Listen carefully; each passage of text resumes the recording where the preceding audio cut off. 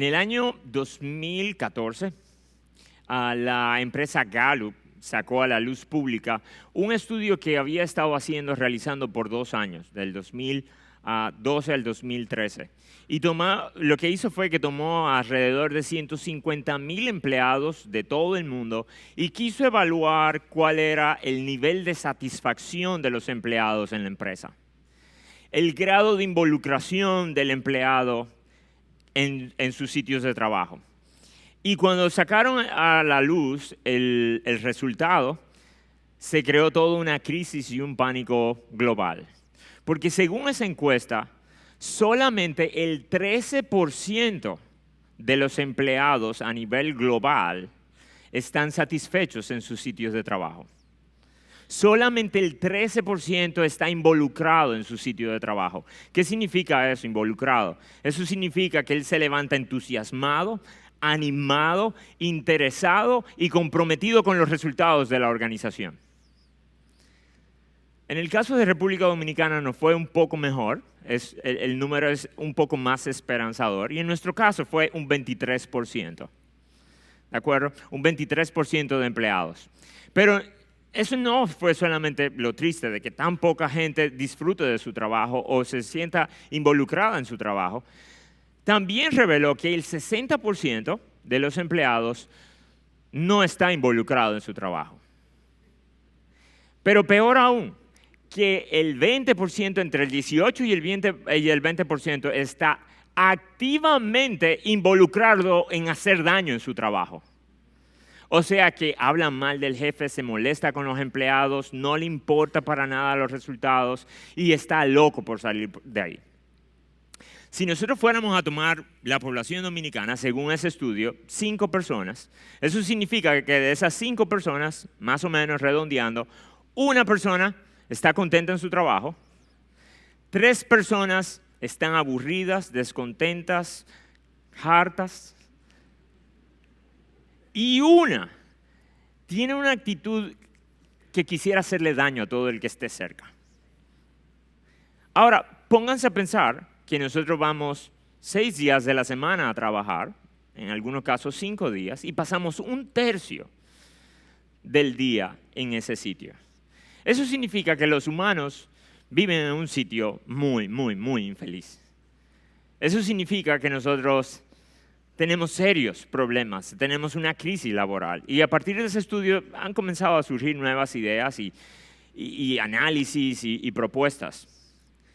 Pero lo grande del caso es que a pesar de que así es como la gente se siente acerca del trabajo, el trabajo sigue siendo tan importante para nosotros.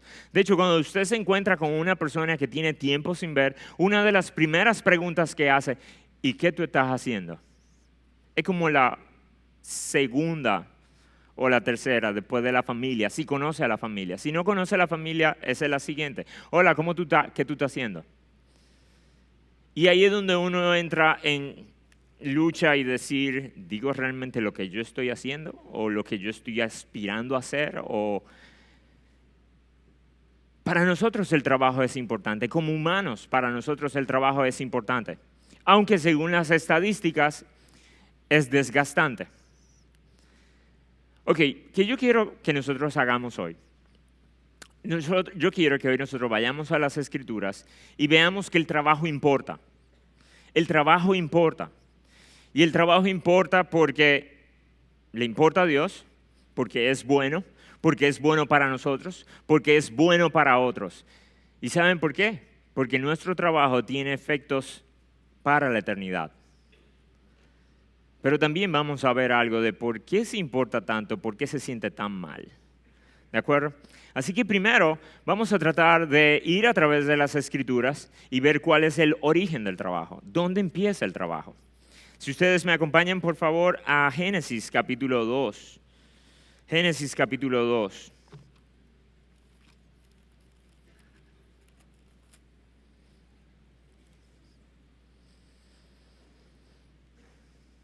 Estamos en el contexto de la creación y miren lo que dice en Génesis capítulo 2, versículo 1.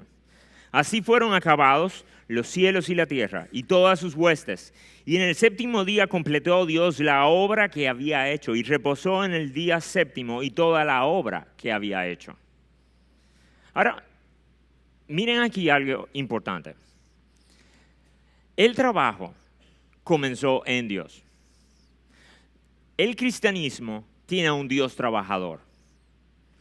Si ustedes se fijan en la palabra que aparece aquí, cuando él dice Dios terminó toda su obra, era la misma palabra que se usaba para referirse al trabajo de un artesano, al trabajo de un carpintero, al trabajo de un panadero.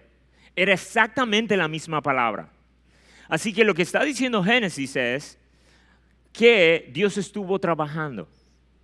Así que si nosotros vamos a Génesis 1:1, dice, en el principio creó Dios los cielos y la tierra. ¿Saben lo que nos está diciendo ese versículo? Nos está declarando nos está diciendo que Dios trabaja. ¿No le parece a ustedes eso extraño? Que una de las primeras cosas que la Biblia revela acerca de Dios es que Él trabaja, es que Él obra, es que Él labora, es que Él crea. El mismo Jesús en Juan capítulo 5, en un momento es acusado de estar trabajando en el día del Señor porque hizo un milagro, porque sanó a un enfermo. Y él dijo, yo simplemente estoy haciendo lo que hace mi Padre. Mi Padre hasta ahora trabaja, yo también trabajo. Y aquí es donde puede comenzar nuestra cabeza a chispear y a decir, no, Dios no trabaja. Eso no es verdad. Él no tiene ni un empleo, ni tiene salario, ni suda. Eso no es trabajo, así sí es bueno. Sin embargo, cuando uno va a las escrituras asumen que Dios está trabajando, Dios está laborando, Dios está haciendo obras. Si ustedes van al Salmo 104, miren cómo habla el Salmo 104 acerca de Dios. Luego de que establece cómo Dios creó en el principio, fíjense lo que Dios ha permanecido haciendo luego de crear. En el versículo 10 dice, Él hace brotar manantiales en los valles, corren entre los montes, dan de beber agua a todas las bestias del campo, los asnos monteses mitigan su sed, junto a ellos habitan las aves del cielo, elevan sus trinos entre las ramas, Él riega los montes. Fíjense esto, no fue que Dios hizo los ríos y toda los mares y cómo iban a funcionar los ríos. No fue que Él lo hizo en los primeros días de la creación y luego de eso está en estado contemplativo. Lo que está diciendo ahí es que Dios permanece haciendo esto. Dios permanece cuidando de esto. Fíjense lo que dice el 14. Él hace brotar la hierba para el ganado, las plantas para el servicio del hombre, para que Él saque alimento de la tierra y vino que alegra el corazón del hombre, para que haga brillar con aceite su rostro y alimento que fortalece el corazón del hombre. Él hace eso. Ese es su trabajo. En eso ha estado Dios laborando desde la eternidad. Y el día que Él deje de hacer eso, todas sus criaturas van a morir. Toda su creación va a sucumbir. Ahora fíjense esto. Eso hace que nosotros tengamos una visión del trabajo más amplia. Trabajo no es solamente empleo. A veces nosotros hablamos del trabajo como empleo, el sitio donde yo voy, trabajo, hago una obra y me pagan. Trabajo es más que eso. Y mientras yo esté hablando, cuando yo hable de trabajo, aunque en ocasiones me voy a referir a empleo, trate de pensar en lo siguiente.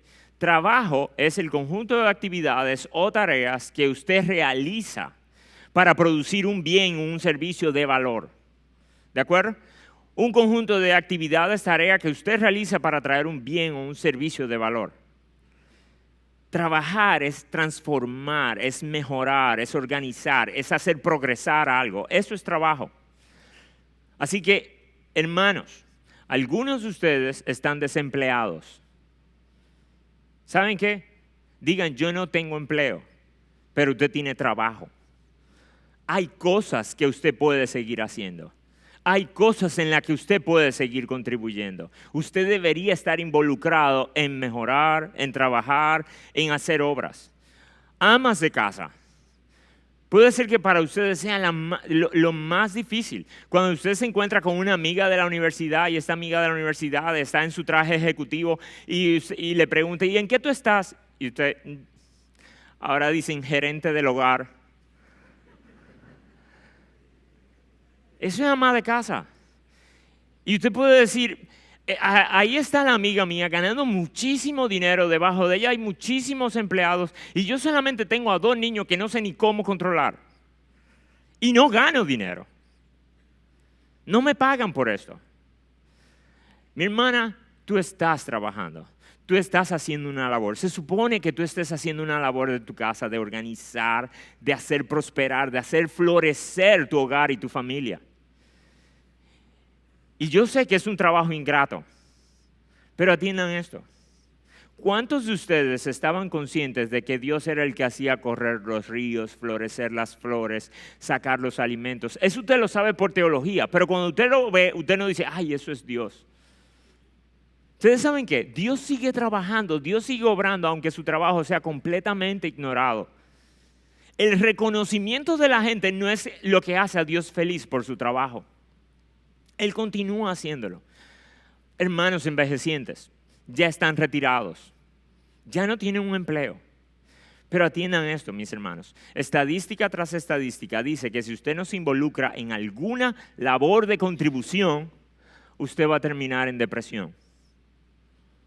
Va a terminar en depresión. ¿Saben por qué? Porque nosotros no solamente tenemos a un Dios que trabaja, sino que cuando Él fue creando, al final de la creación, la última etapa de su creación fue, hagamos a un trabajador. Vayan conmigo a Génesis 1:26. Génesis 1:26. Traten de imaginar eso. Partiendo de nada, Dios crea la materia, la energía y poniéndola en el espacio y a través del tiempo Dios comienza a darle forma a todo y comienza a sacar la luz, a separar cielos de tierra, del mar.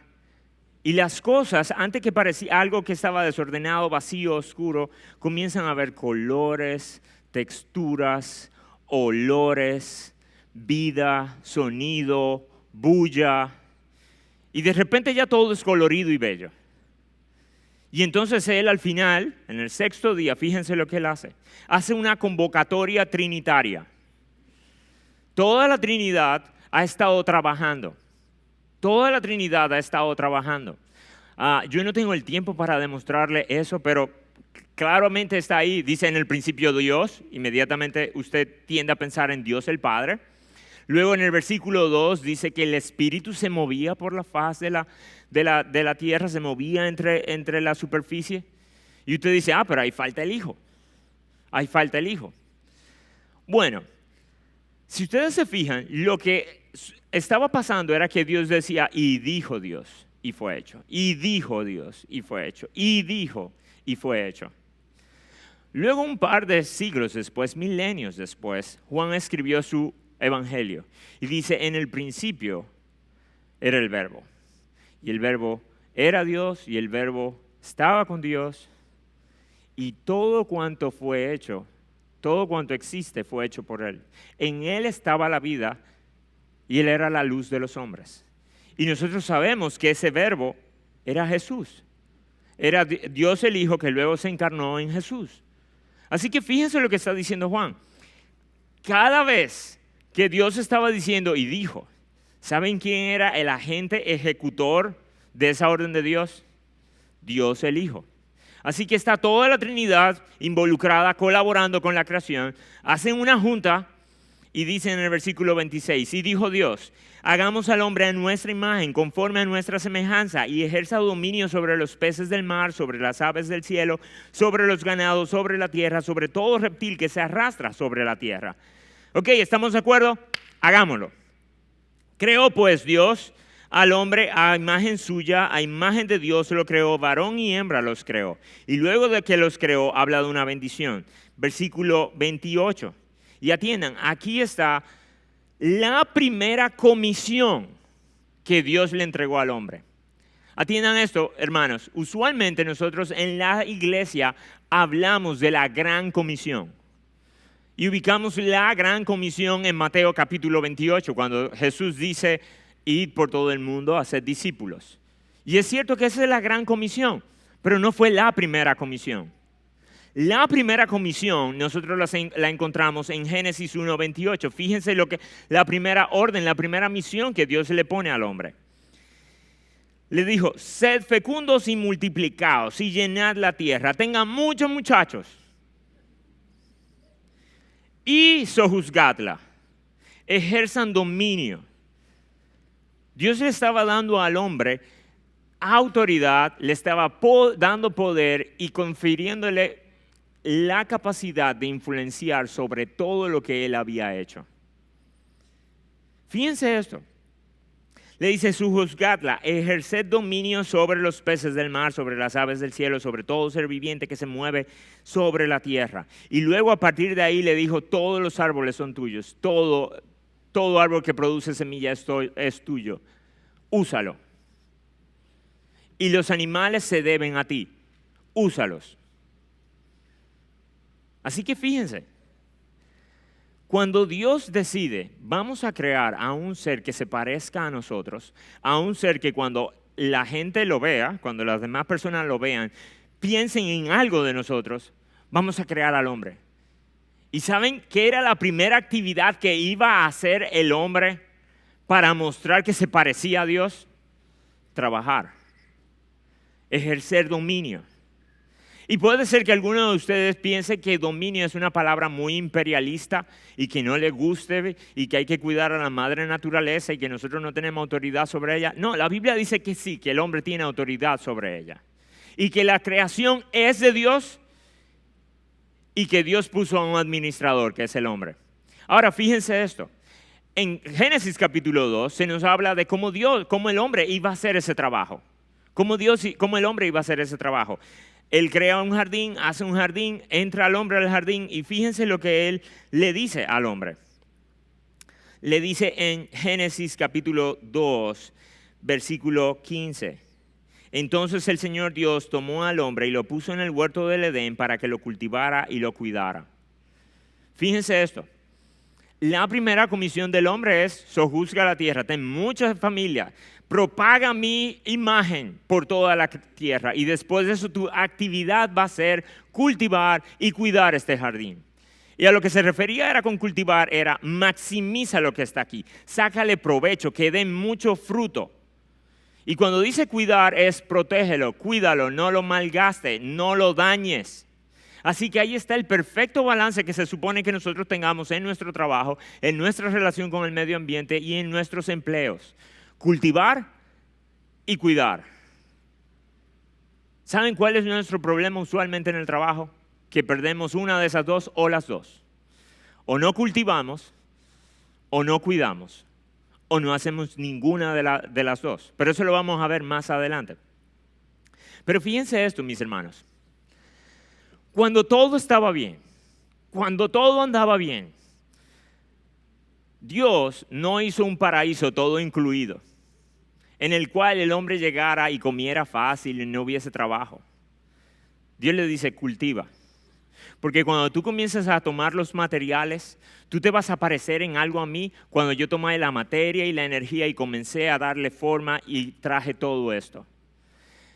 Dios no terminó toda la creación, no fue un proyecto acabado, no llegó a su máximo desarrollo. ¿Saben qué? Él contrató al hombre, hizo al hombre para que el hombre colaborara con él en ese desarrollo de la creación. Así que fíjense esto. Cuando nosotros estamos tomando materiales y usando energía, nos estamos pareciendo a Dios. Es por eso que una persona puede pasar horas haciendo un banquete, cocinando, con calor, picando vegetales, con algo en el horno, revisando, chequeando y luego poniendo la mesa, decorándola, horas en eso, para luego decir, ok, en el nombre de Jesús, amén, y en 15 minutos se acaba todo. ¿Y ustedes saben qué? Como quiera, valió la pena. ¿Ustedes saben por qué? Porque nosotros tenemos esa marca divina de nosotros hacer, producir, cultivar, tomar cosas y transformarlas y hacer buenas cosas. Por eso cada vez que Dios iba terminando una etapa de la creación, Dios examinaba su obra y dice, y vio Dios que era bueno. ¿Saben qué? Cuando nosotros terminamos de comer y nos echamos hacia atrás, yo espero que sin gula, y decimos, esto quedó bien. En ese momento estamos teniendo una sensación cuasi divina. Es lo mismo cuando nosotros pintamos o dibujamos y luego que alguien hace su pintura, su dibujo, lo pone ahí y vuelve y lo contempla y vuelve y lo mira. O es el escritor que coge y toma ideas, usa palabras, construye oraciones y luego vuelve y relee lo que hizo. Es el ingeniero que después de haber tenido el edificio en planos, saber cómo hacerlo, hace su edificio, pero él no se va, él sigue viendo su edificio. Es el diseñador que decora un sitio, lo cambia, le hace un extreme makeover. Y usted regresa al sitio de nuevo y tiene ese gozo, esa satisfacción de decir, wow, qué bien. ¿Saben de dónde salió eso? De la imagen de Dios en nosotros. Así que el trabajo es bueno. Es bueno. Primero porque Dios lo hace, tiene que ser bueno. Segundo porque Él nos hizo para trabajar. Y nosotros experimentamos esa sensación de satisfacción y complacencia cuando hacemos un trabajo bien hecho. Pero no solamente es bueno porque Dios lo hace, porque a nosotros nos hace sentir bien, sino porque es usado para el bien de otros. Es usado para el bien de otros. Piensen en esto por un momento. Cuando todo iba bien, Dios no hizo a un teólogo. Dios no hizo a un pastor. Esa no fue la primera carrera que hubo. De hecho, alguien puede decir, ¿qué era lo primero que Dios iba a hacer? Un director de alabanzas para que siempre le cantara. Hizo a un agricultor. Hizo a un administrador. Y no es porque yo estoy reduciendo el trabajo del director de alabanza o el trabajo del pastor. Es para que el agricultor pueda entender lo grande de su trabajo. Cuando todo estaba bien, cuando no había pecado, ser agricultor era algo honroso. Ahora, fíjense esto. Dios usa nuestro trabajo, como yo le decía ahorita, para nosotros como el medio principal para traernos beneficios a nosotros. ¿Cómo se ve eso? Ok, haga este ejercicio. Cuando usted vaya hoy a su casa y pongan los alimentos, y usted vaya a orar con su familia y usted diga, Señor, te damos gracias por los alimentos que hoy tú nos provees. Para un momento. No lo haga en este momento, hágalo después de orar, pero haga este análisis. ¿De verdad usted cree que fue Dios que le puso esa comida en su mesa? O sea, ¿de verdad usted cree que porque usted oró por el pan nuestro de cada día, la comida apareció en la despensa? No fue así. Dios sí es el proveedor, pero a través de medios. A través de medios, a través de nuestro trabajo y a través del trabajo de otros. Ponga a pensar cuántas personas y cuántos trabajos y cuántos empleos eran necesarios para usted tener la comida que tiene en su mesa. Arroz, habichuela, plátano, carne, algo de ensalada y refresco.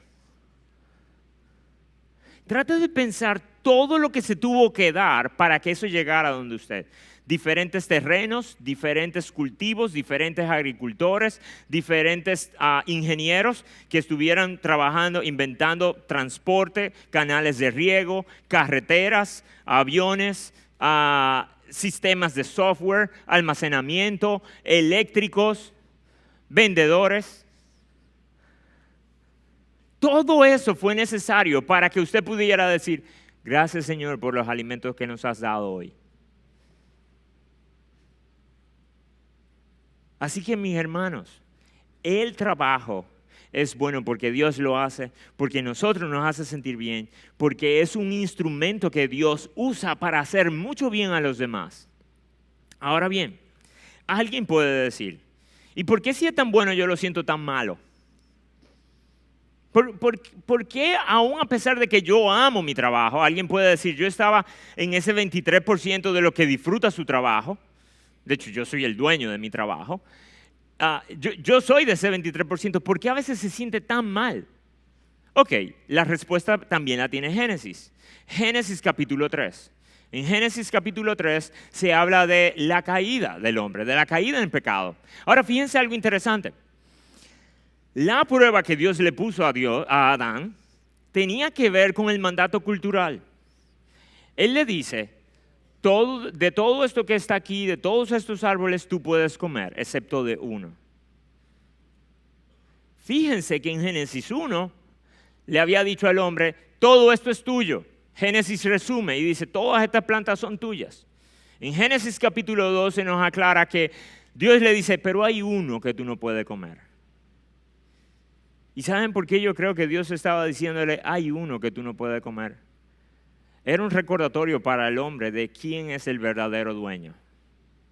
Si el hombre pudiera hacer uso de los árboles como le diera la gana, de todo cuanto le diera la gana, fácilmente el hombre iba a convertirse en alguien que pensaba que todo era de él. Pero cuando Dios le pone la prohibición de un solo árbol, Él le dice, ok, todo esto es tuyo, de todo esto disfruta, pero hay uno que tú no puedes tocar. Y luego, ¿saben a través de quién ellos caen? Yo espero que ustedes se sepan la historia.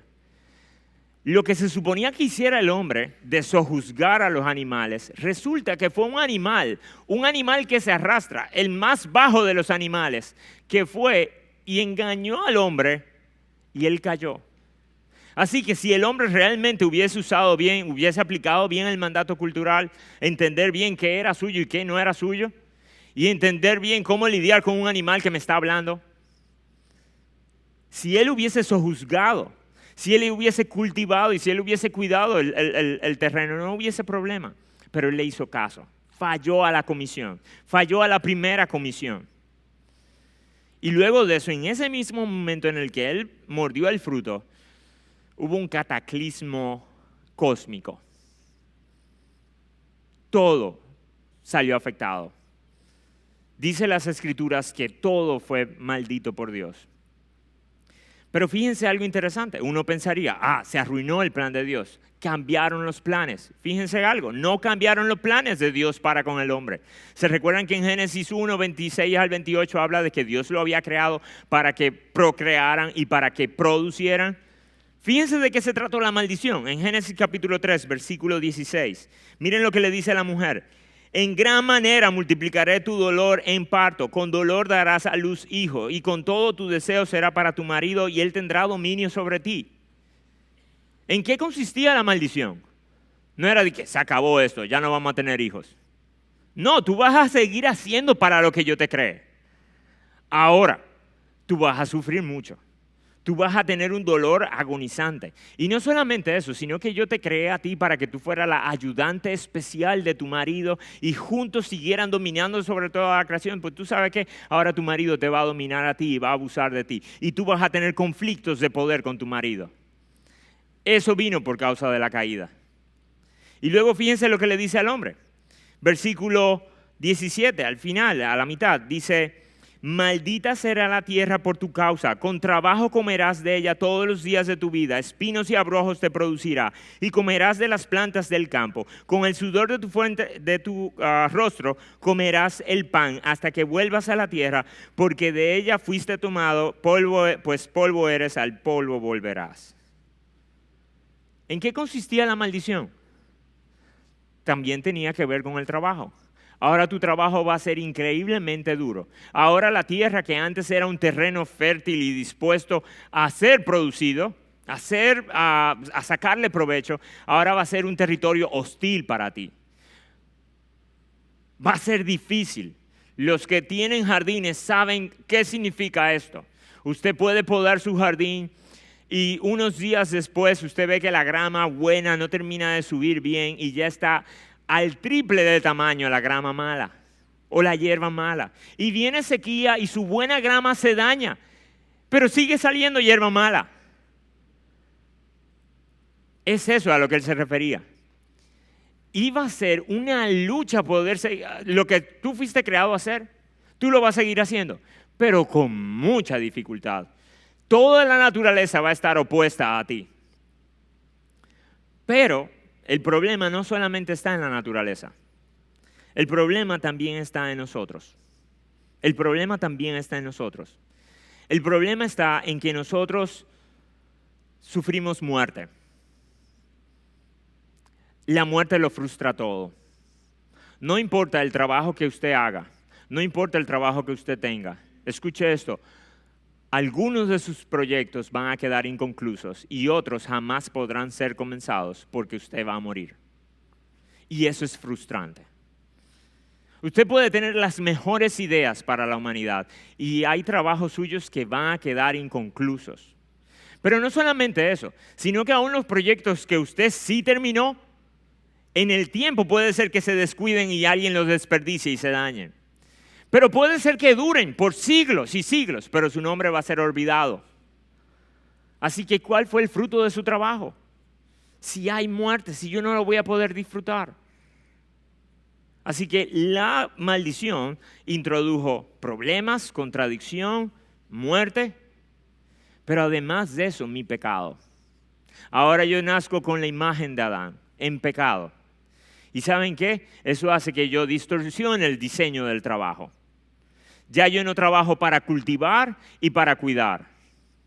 Ahora yo puedo tomar cualquiera de los dos extremos. Trabajo para cultivar. Trato de sacar mucho provecho, máximas ganancias en mi empresa, sacar mucho dinero, pero me olvido de cuidar. Maltrato a la gente, maltrato el medio ambiente, no cuido de las relaciones. Pero por el otro lado, puedo estar tan dedicado a cuidar que no cultivo, no innovo, no hago nada nuevo. Veo que simplemente yo voy a mi trabajo a trabajar, a estar ahí, pero no hay nada, no hay avance, no hay progreso, no hay desarrollo. Y por eso entonces usted se siente mal, porque no está cumpliendo con las dos cosas, cultivar y cuidar. Pero además de eso, usted puede estarse sintiendo desgastado en su trabajo porque no entiende el ritmo de trabajo y reposo. Dios puso 6 días para trabajar, 1 para descansar, contemplar toda su obra y disfrutar de él. Ahora fíjense algo, puede ser que ustedes no entiendan bien los ritmos de trabajo y de reposo y eso esté desgastando su salud, su vida, su estrés. Y aparte de eso, no entienda qué significa el verdadero reposo. El descanso en Dios. No solamente el dejar un día sin trabajar, sino el estar trabajando todos los días descansando en Dios. Así que nosotros no entendemos la relación de trabajo y reposo. Esa es otra razón de por qué nos sentimos mal en el trabajo. Otra razón, nosotros hemos cambiado el sentido de dignidad y de valor nuestro. Y ahora, en lugar de nosotros sentirnos dignos y sentirnos valorados por lo que somos, por tener la imagen de Dios, ahora nosotros somos valorados por el trabajo que tenemos, el sueldo que tenemos, el estatus que tenemos, por lo que hacemos. Y hemos cambiado en qué consiste la dignidad del hombre. Así que nosotros hemos ido cambiando todo el diseño de Dios en cuanto al trabajo, por eso se siente mal. Perdemos el significado y el sentido. No entendemos de qué se trata nuestro trabajo. Déjeme ponérselo de esta manera. Hay una historia, yo creo que es ficticia, porque yo encontré diferentes versiones de la misma historia en internet. Y puede ser que sea ficticia, pero está ambientada hace un par de siglos atrás, en medio de una construcción de una catedral. Una persona se acercó a uno de los obreros que estaba sudado y estaba molesto mientras estaba golpeando con un cincel una piedra. Y él le preguntó, caballero, ¿qué usted hace? Y él le dice, ¿usted no lo ve picando una piedra? Luego él siguió caminando y vio a otro obrero también cansado, sudado, pero con un rostro como medio infeliz, pero no molesto como el otro. Y dice, caballero, ¿qué usted hace? Y él le dice, ganándome la vida, ganándome la vida. Luego él siguió más adelante y se encontró con otro obrero que estaba picando las mismas piedras, pero este estaba animado, fervoroso, intenso, feliz. Y él le preguntó, ven acá, ¿qué usted hace? Y él le dice, yo construyo una catedral. Fíjense cómo los tres estaban haciendo la misma actividad y los tres entendían totalmente diferente qué era lo que estaban haciendo. Si yo voy donde un estudiante y le digo, ¿a qué tú vienes al colegio todos los días? Porque mi mamá me manda. Y no hay manera de evitar eso. Mi mamá me manda. Ese va a estar miserable.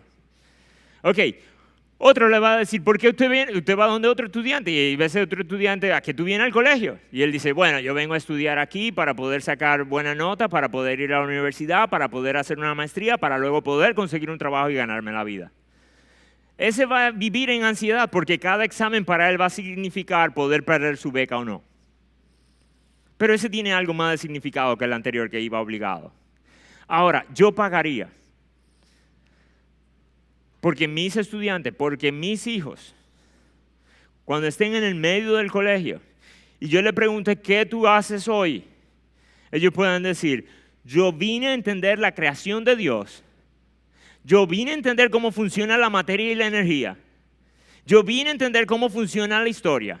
Yo vine a descubrir mis talentos y mis dones para hacer el mejor trabajo y contribuir a mi generación y al reino de Dios. Obviamente, si usted solamente evalúa un día de escuela no le da para eso. Por eso tiene que ser un trabajo en años. Pero hermanos, padres, nosotros somos los que debemos estar enseñando a nuestros hijos por qué van al colegio. No es solamente para que consigan un mejor trabajo, para que le vaya mejor que a papi o a mami. Eso es materialismo. Nosotros como creyentes debemos enseñar que nuestros hijos van al colegio a entender la creación para luego cultivarla y protegerla. ¿Qué tal del que trabaja en un almacén? El que trabaja en un almacén, usted le puede preguntar, ven acá, ¿para qué tú haces? Yo cargo caja. Cargo caja. ¿Qué diferente sería si usted le preguntara a alguien que trabaja en almacén que él dijera, yo cuido de los bienes y las propiedades de otro? Y lo organizo de tal manera que cuando él lo quiera, lo reciba lo más rápido que él pueda. De eso es que se trata un almacén. Pero nosotros no lo vemos así que perdemos el significado, perdemos el sentido de nuestro trabajo. Solamente vemos una obra, una tarea, no lo vemos en el marco más amplio. Pero también en el trabajo es difícil estar, a veces es una maldición estar, por las luchas de poder que hay en el trabajo. Entre mí y mis compañeros o mi jefe. Chisme, deslealtad, me clavaron el cuchillo por detrás, quieren serrucharme el palo, están tratando de conseguir mi trabajo, me maltratan, no me dan el sueldo que yo merezco. Todo ese tipo de injusticia hace que uno se desgaste. Y finalmente, el costo de la vida. Puede ser que usted tenga un buen trabajo, tenga una buena remuneración, pero el tipo de vida que usted decidió vivir no cuadra con el sueldo que gana y comienza a tener deudas. O usted está viviendo bien, está viviendo haciendo lo que debe de hacer, pero aún así no le da. ¿Sabe qué? Eso lo va a frustrar con su trabajo y va a pensar que el culpable de esa angustia es su trabajo. Pero entiendan esto, mis hermanos, el problema no es el trabajo. El trabajo es bueno, porque Dios lo hace, porque Él nos hizo para hacerlo, porque se siente bien hacerlo. El problema es la maldición que hay dentro de la esfera del trabajo, dentro de toda la creación. Ese es el problema del trabajo. Ahora fíjense esto, nosotros tenemos esperanza y ahora vamos a ver la redención del trabajo, la redención del trabajo. En medio de todo eso, en medio de que Dios creó a un hombre para que trabajara, Él comenzó a cultivar, luego se dañó todo y hay toda esa maldición y problemas. Hay esperanza. Y hermanos, entiendan esto. Yo sé que hoy posiblemente ustedes hubiesen deseado un sermón más esperanzador, espiritual, que me dé paz. Que no me hables de la cosa de este mundo, sino del cielo, para uno tener una carga espiritual. Fíjense esto. Nosotros debemos aprender a conectar el domingo, el servicio del domingo, con lo que pasa el resto del día. Nuestro trabajo, 1/3 de nuestro día de trabajo, no está desconectado de Dios. Está totalmente conectado al plan divino de Dios para el hombre. El trabajo no fue un invento de Satanás, no fue producto de la caída. se maldijo por la caída. Se hace difícil por la caída. Pero mis hermanos, tengan cuidado, puede ser que nosotros estemos viviendo para el viernes. Nuestro día favorito de la semana sea el viernes, porque es el que trae esperanza de que ya se acaba el trabajo. Hasta que usted llega el sábado y se da cuenta que tiene más oficio que hacer el sábado que los otros días. Pero de nuevo llega el domingo y entonces el domingo uno viene aquí, se sienta, gracias a Dios ya hay aire, cantamos, cerramos los ojos, alzamos las manos y nosotros quisiéramos que esto se quede así por siempre y siempre y siempre. Atiendan, en especial a los hombres, eso nos daría miedo. Ese estado contemplativo todo el tiempo. Si el cielo fuera así, sería difícil para los hombres. Bueno, al menos que el Señor no cambie totalmente. Pero fíjense esto. ¿Qué de la redención del trabajo? Primero vamos a hablar del Redentor. ¿Qué pasó con el Redentor? Jesús. Cuando nosotros vamos a los evangelios, solamente nos encontramos con 3 años de Jesús. Su nacimiento, algo de su infancia, muy poco de su infancia, y luego sus 3 últimos años. Pero ¿saben qué? Nosotros perdemos de vista que Jesús, la mayoría de su vida adulta, no fue un maestro ni un predicador. Fue un carpintero. Entiendan esto, era un ebanista. Los que han trabajado con ebanistas saben que si Jesús pudo ser un ebanista serio y que nunca se le acusara de pecado, era Dios. Atiendan esto. ¿Saben lo que está haciendo Jesús con el carpintero y con el ebanista? Le está dando valor. Jesús nunca desperdició su tiempo. Jesús nunca desperdició su vida. Jesús siempre usó su vida en lo que valía la pena. Y por eso usó la mayor parte de su tiempo siendo carpintero. Eso vale la pena. Obviamente, siendo un carpintero que respetaba el diseño de trabajo de Dios. Trabajo y reposo, cultivar y cuidar la relación con Él. Así que eso es lo primero que nosotros tenemos que ver. Nuestro Redentor no fue toda la vida un pastor o un maestro o un filósofo o un teólogo. Trabajaba la madera. ¿Saben qué es lo irónico de esto? Yo no sé si estaba parte del plan de Dios esto, porque en la Biblia no se califica, no se cualifica. Pero fíjense, si ustedes van al Génesis, nuestro problema empezó en un árbol. Surgió de un árbol, del fruto de un árbol. En Apocalipsis, nosotros estamos esperando volver a comer de otro árbol, encontrarnos con otro árbol, el árbol de la vida. ¿Cómo se conecta el árbol del Génesis con el árbol de Apocalipsis? A través de otro árbol, a través de otro madero, la cruz de Cristo. ¿Saben lo irónico? Que Jesús se pasó posiblemente desde bien temprano en su adolescencia hasta los 30 años trabajando madera. Su trabajo ordinario tenía que ver luego con su trabajo extraordinario. Estaban relacionados de alguna manera. Así que lo primero que nosotros debemos ver es a nuestro Redentor. En segundo lugar, nosotros debemos entender la conexión que hay entre el trabajo y la sana doctrina. Le voy a leer varios pasajes y no se lo voy a explicar porque creo que ya están bastante claros. Pero fíjense esto. Segunda de Tesalonicenses, capítulo 3, versículo 6. Dice, ahora bien, hermanos, os mandamos en el nombre de nuestro Señor Jesucristo que os apartéis de todo hermano que ande desordenadamente y no según la doctrina que recibisteis de nosotros. Si nosotros solamente tuviéramos ese versículo, posiblemente pensáramos que el hermano del que está hablando aquí está hablando de alguien que estaba en adulterio o bebiendo o usando drogas o robando. Pero no es de eso que se trata este pasaje. Versículo 7. Pues vosotros mismos sabéis cómo debéis seguir nuestro ejemplo, porque no obramos de manera indisciplinada entre vosotros, ni comimos de balde el pan de nadie, sino que con trabajo y fatiga trabajamos día y noche a fin de no ser carga a ninguno de vosotros. Miren el versículo 10. Porque cuando estábamos con vosotros os ordenamos esto: si alguno no quiere trabajar, que tampoco coma. Porque oímos que algunos entre vosotros andan desordenadamente, sin trabajar, pero andan metiéndose en todo. A tales personas, a los que no quieran trabajar, y atiendan aquí dice el que no quiere trabajar, el que no tiene oportunidad de trabajar, se refiere al que no quiere trabajar, no se refiere al desempleado que está buscando pero no encuentra.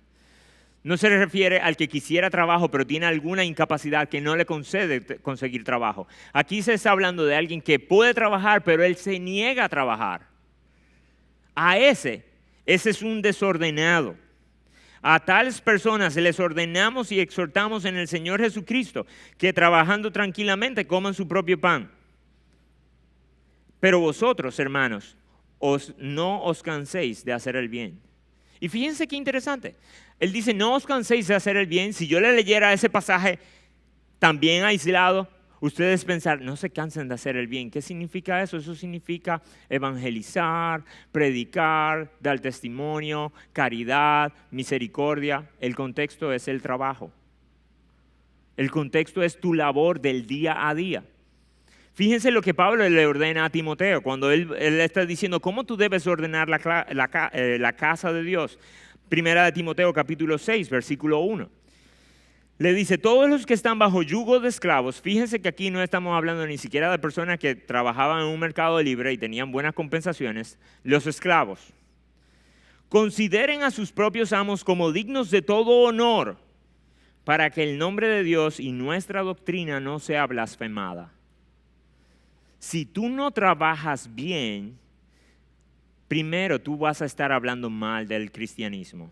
Y eso no tiene nada, y el mal trabajo no tiene nada que ver con la sana doctrina. Si tú eres un mal trabajador, tú tienes una mala doctrina. La buena doctrina lleva a personas que trabajan y laboran intensamente. Ahora fíjense lo que dice en el versículo 2.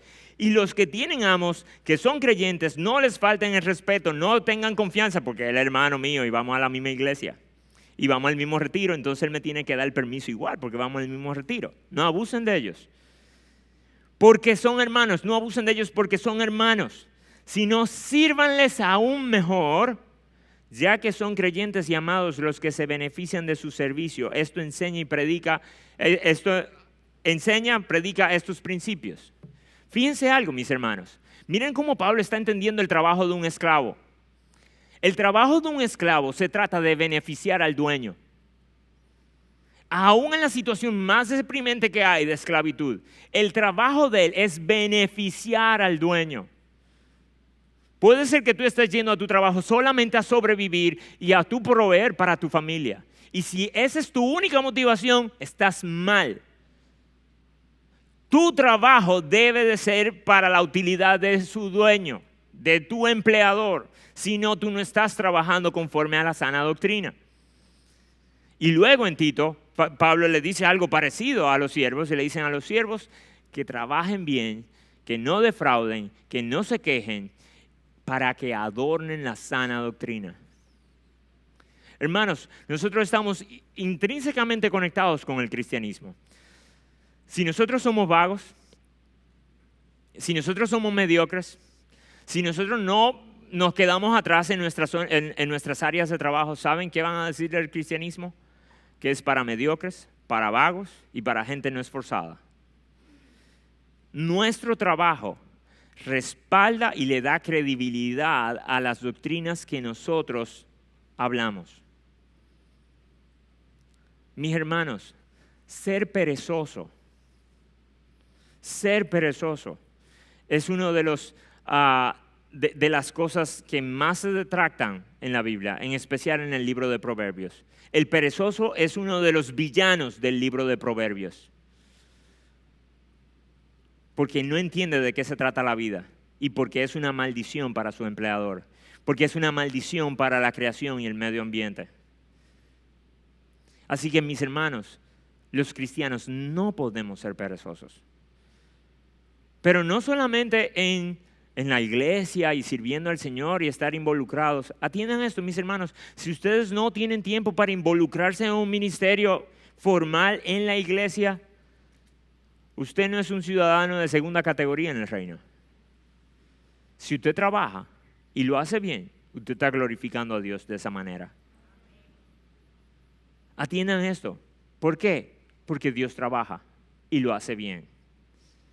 Ahora bien, entiendan esto. Entiendan algo importante. Nuestro trabajo no solamente es bueno, porque Dios es bueno, porque Dios lo hace bien, porque nosotros nos hace sentir bien, porque ayuda para el bien de otros. No solamente porque nuestro Redentor fue un carpintero. No solamente porque si no lo hacemos bien la doctrina es blasfemada. Es porque Jesús va a pagar nuestro trabajo. Va a pagar nuestro trabajo. Vayan conmigo a Colosenses capítulo 3. Colosenses capítulo 3.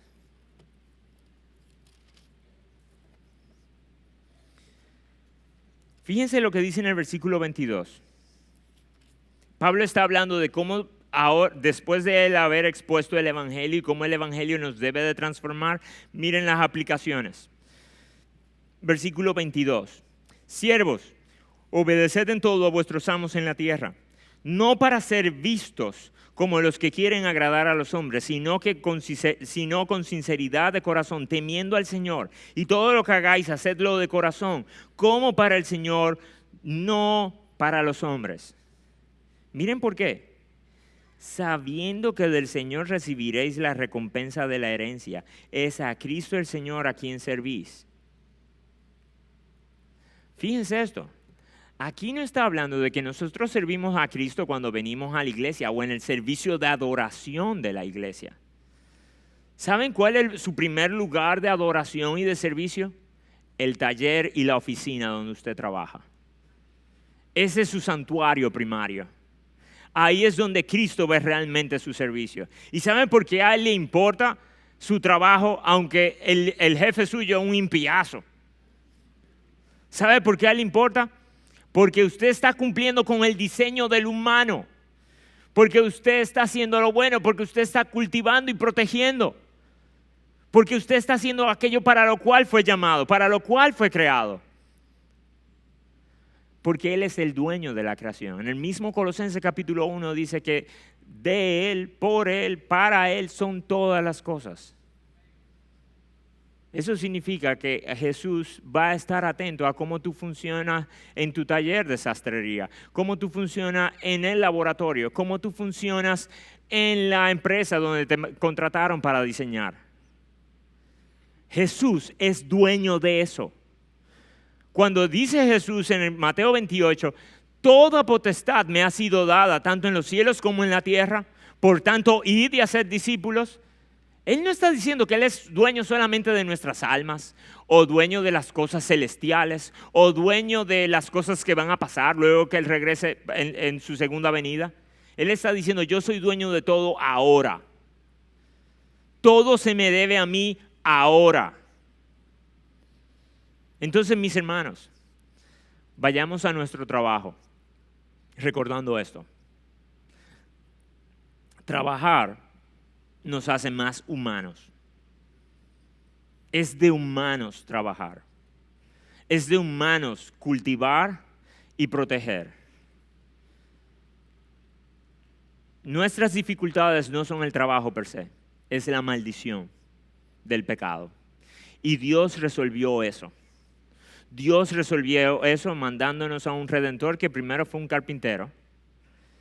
Dios resolvió eso diciendo, yo voy a estar atento. Y atiendan esto, cada trabajo que usted haga mañana y esté pensando en este hombre ni siquiera se está dando cuenta de lo temprano que yo me tengo que levantar para llegar aquí, para el tapón, porque yo puedo excusarme en el tapón, pero yo llego aquí temprano, él no sabe todo el esfuerzo que yo hago. Y después todas las cosas que yo hago chiquiticas que nadie ve ni yo voy a estar diciendo. El que vive así vive amargado.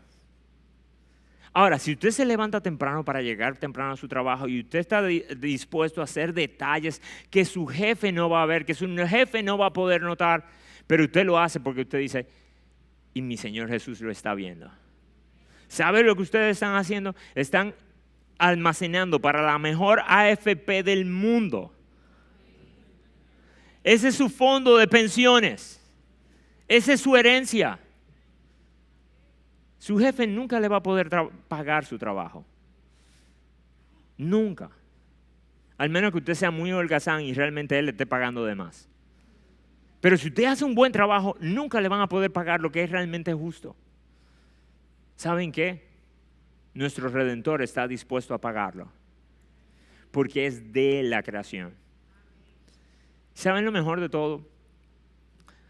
En el diseño de Dios se trabajaron 6 días. El 7º día se descansó. Después de la muerte y resurrección de nuestro Señor, ¿saben lo que pasó? Se cambiaron las cosas. Antes uno trabajaba y luego de todo el trabajo llegaba el reposo, llegaba la esperanza. ¿Saben lo que nosotros tenemos ahora? Saber que ya tenemos a uno que trabajó todo lo que se necesitaba, que hizo todas las obras que se necesitaba, que sufrió toda la maldición que nosotros debíamos haber sufrido. Y que Él murió y se levantó. Y ahora nosotros podemos empezar nuestra semana con descanso. Y por ese descanso y ese reposo en Él, entonces trabajar. Antes el sistema era trabajo para descansar. Ahora en Jesús, ¿saben qué? Ya yo encontré reposo. Ahora puedo trabajar. Así que mis hermanos, mañana cuando usted salga a su trabajo, piense eso, Dios lo creó para eso. Redima su trabajo, sáquele provecho a su trabajo, bendiga a otros con su trabajo. Pero no porque otros lo van a reconocer. Se va a amargar. Hágalo porque Dios sí está atento y ha prometido pagar. Ahora entienda esto. Cuando usted haga lo malo y nadie se dé cuenta, Dios también ha prometido pagar. Y entienda esto, nuestro trabajo es posiblemente el sitio donde más claramente se vea mi necesidad de un Redentor y de un Salvador. En mi trabajo es donde salen mis envidias, mi codicia, mi ambición, mi amargura, mi queja, mi falta de amor al prójimo, mi falta de amor al jefe, mi falta de amor por el empleado, la injusticia. Así que usen su centro de trabajo para darse cuenta constantemente de si yo necesitaba un Redentor. Y sí, yo necesito que arreglen el sistema rápido, porque lo malo no es el trabajo, es el sistema en el que trabajamos.